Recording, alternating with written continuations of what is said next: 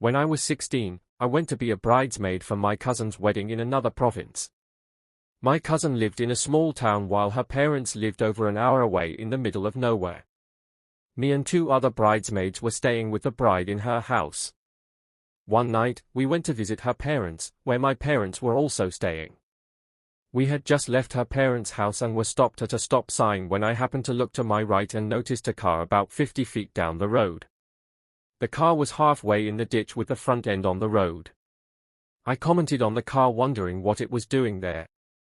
We turned left away from the direction of the car and hadn't gone far when this car came roaring up on us.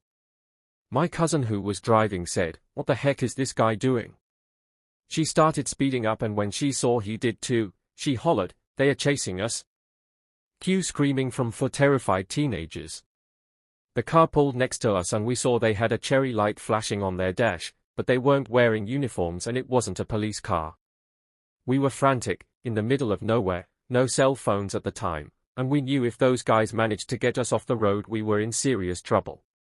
The car kept swerving and trying to run us into the ditch. Eventually, they pulled past us and took off flying down the road. We thought maybe they were just messing with us and were leaving, but my cousin slowed down and proceeded cautiously just in case. When we came up to the top of a hill in the road, we saw they had stopped up ahead and blocked the road with their car.